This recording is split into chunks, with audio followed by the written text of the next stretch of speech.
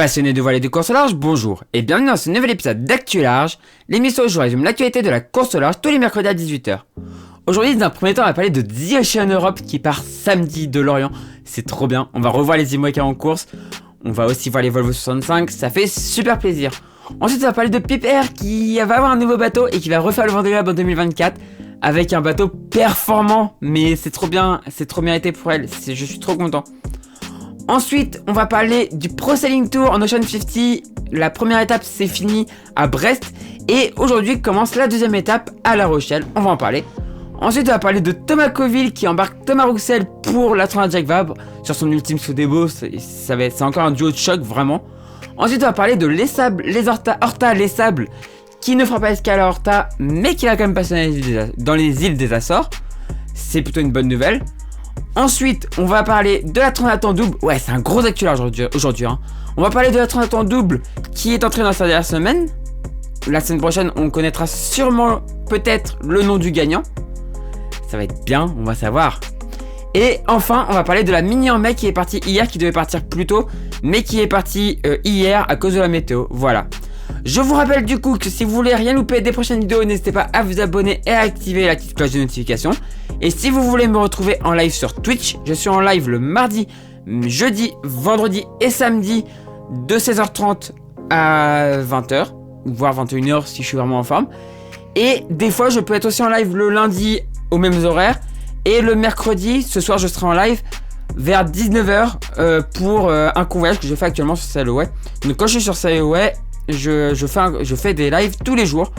Mais là, le mercredi, du coup, 19h, après être revenu de la voile. Voilà. Et bah, du coup, on commence tout de suite avec The Ocean Europe. Maintenant.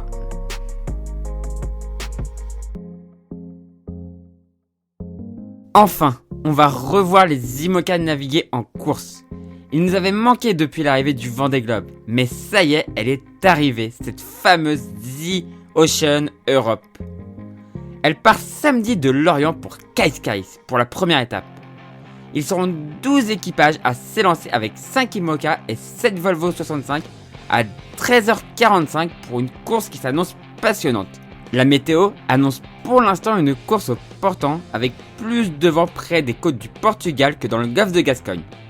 Ça va être super à suivre et on débriefera cette première étape dans une semaine dans Actu Large.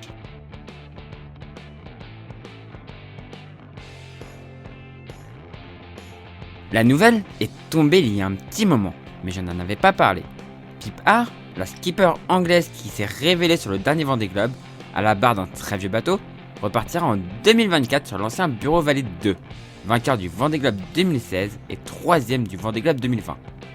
Elle repart avec le même sponsor pour une campagne qui va être prometteuse. C'est une super nouvelle pour Pipe Air qui mérite absolument ce qui lui arrive car elle nous a sorti un excellent Vendée Globe. On la suivra avec passion dans Actu Large.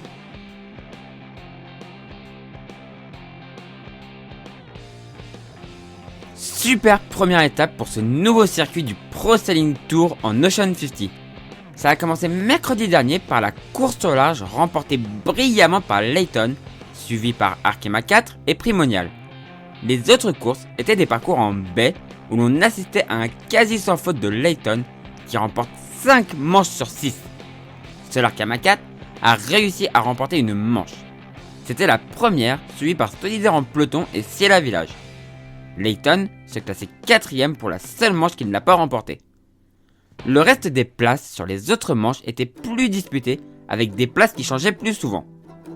Le gros fait de course de cette première étape a été le dématage de Primonial sur la première manche des courses inshore. Heureusement, il n'y a pas eu de blessés, mais c'est une bien triste manière de commencer ce Pro Sailing Tour. À l'heure où j'écris ces lignes, le bateau a été rematé et va pouvoir participer à la deuxième étape. Au classement général de la première étape, Layton mène logiquement avec 60 points, suivi par Arkema 4 avec 46 points et Ciela Village avec 36 points.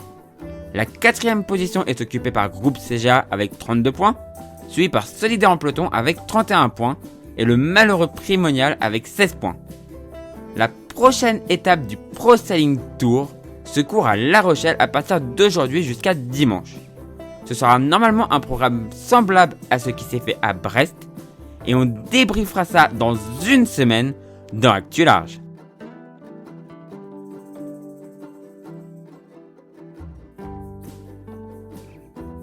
On se demandait, après le départ de Jean-Luc Nelia de la Team Sodebo, qui, Thomas Coville, allait bien pouvoir choisir pour courir la Transat Jacques Vabre. Et bien c'est Thomas Rouxel qui a été choisi. C'est un très bon choix car il connaît bien le bateau pour avoir fait la tentative de Trophée Jules Verne l'année dernière à bord. C'est encore un duo de choc qui a été composé pour cette Jacques Vabre qu'ils vont du coup courir sur l'ultime Sodebo qui va bientôt être remis à l'eau après un chantier d'optimisation pour être encore plus compétitif. On suivra bien évidemment ce duo dans Actu Large.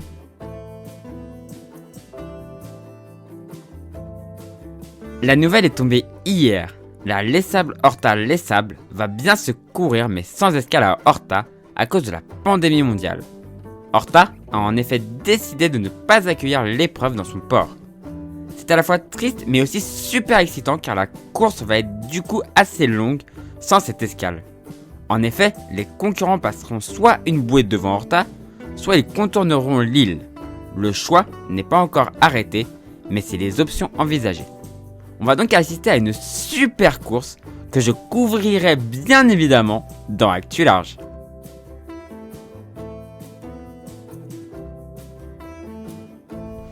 On s'était laissé la semaine dernière dans les îles Canaries.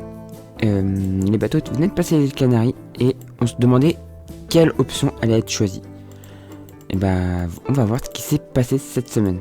Alors cette semaine on a eu plusieurs avaries. On a eu un étai cassé sur un des bateaux. Et on a eu aussi une voie d'eau. On a aussi une voie d'eau. Donc voilà.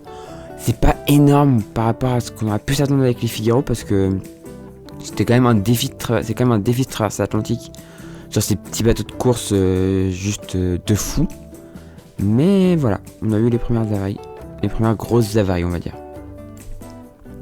On se demandait aussi les options qui allaient être choisies pour la suite du parcours et on voit que ça a été dans un premier temps assez intermédiaire en fait. Ça n'a pas tenté d'option radicale comme on avait une option nord là. Et ça n'a pas non plus tenté d'option sud, c'était assez sage. Mais c'était quand même ça a quand même commencé à s'étaler. Là voilà, on voit le bateau, ça c'est le bateau qui a eu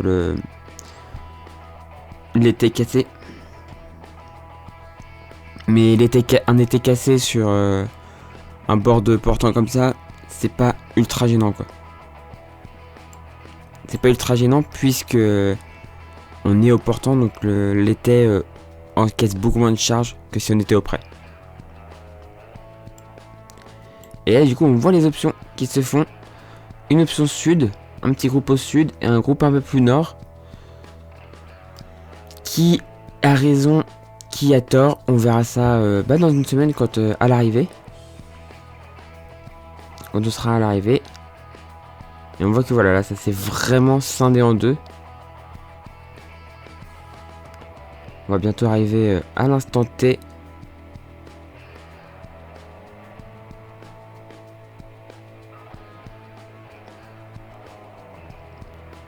Donc voilà, ceux du nord s'engagent dans un tout petit trou de souris entre une zone avec un peu moins de vent ici et une zone sans vent ici. Et ceux du sud tentent eux aussi une option dans une zone avec du vent par ici. Au classement du coup actuel, c'est Bretagne CMB Performance qui est en tête avec Tam Laperche et Loïs Bérard, suivi par Brescola de Gilles Damae et Tom Dolan. Et Pierre Leboucher et Thomas Rouxel sont 3ème sur Guyot Environnement. On va regarder la place des gens que je connais un peu. Groupe Gilbert, Fabien Delahaye, Anthony Marchand sont 5ème. Région Normandie, Alexis Loison, Guillaume Pirouel 6ème. Et on va regarder du coup Violette Devenir. Elle est 9ème. Et donc elle a bien monté pendant un moment, elle était assez larguée. Et là elle a bien monté. Bravo à elle. Et Tanguy Le Turquet et Corentin Duguet sont 11ème mais sont dans le paquet du Nord. Donc à voir. C'est à voir ce que ça va donner. Vraiment. Et on a aussi Elodie Bonafous qui est 12e, voilà. Donc bah là l'option des prochains jours ça va être eux vont rester dans leur petite option au nord. On va regarder un peu la météo, ce que ça donne. Là en fait ce qui va se passer c'est que eux vont aller chercher un angle je pense par ici. Et ensuite empanner et aller sur Saint-Barth. Et eux en fait vont continuer à jouer des petits empannages pour rester dans cette zone de vent là. Pour rester dans la zone de vent du nord. Et ensuite descendre d'un coup sec par ici quoi. Mais les deux options pour moi se valent. À part que celle du nord du coup oblige à beaucoup plus manœuvrer. Et à vraiment passer dans un trou de souris quoi. Alors que ceux du sud on auront plus d'eau quoi. On aura un peu plus d'eau. Voilà. Du coup on verra dans une semaine qui avait raison. Puisque dans une semaine normalement les premiers seront arrivés. Donc on verra dans une semaine qui avait la vérité. Il devait normalement partir samedi, les 82 concurrents de la mini en mai. Et finalement ils sont partis hier à cause du coup de vent qu'il y a eu ce week-end. Et donc ils sont partis sur un joli petit parcours. On va voir ce qui s'est passé dans les premières heures de course. Donc un départ assez rapide, vous allez voir. Assez rapide, il y a toujours de l'air quand même dans le golfe de Gascogne là. Donc un départ assez rapide, assez musclé, en direction de l'île Dieu. Qu'on va voir là, du coup. Ça file en direction de l'île Dieu, donc au large de la Vendée. On voit déjà quelques abandons, mais ça c'est assez habituel chez les mini. Les bateaux qui abandonnent assez rapidement. Et surtout, vous allez voir un certain bateau dont on parle assez souvent. Un bateau dont on parle assez souvent qui va encore prendre la poudre d'escampette rapidement. Regardez déjà. Hop là, ça commence déjà à s'échapper. Là, on a un bateau assez loin du paquet.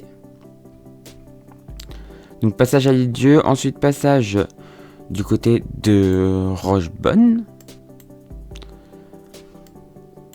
Ça descend et vous voyez déjà deux bateaux qui s'échappent. Et à l'heure actuelle, ils sont encore bien devant quoi. Hop. Passage du côté de Rochebonne.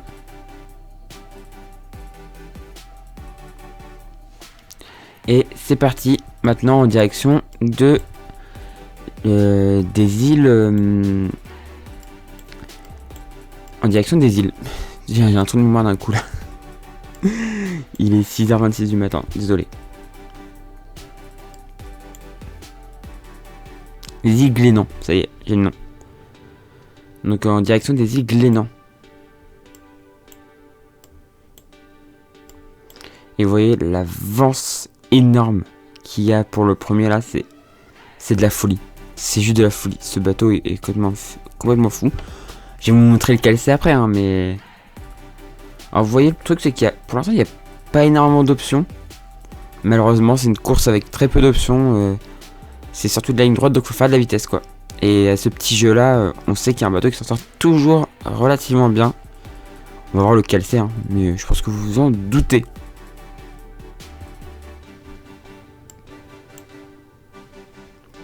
On va bientôt arriver à la position actuelle. On va accélérer un peu.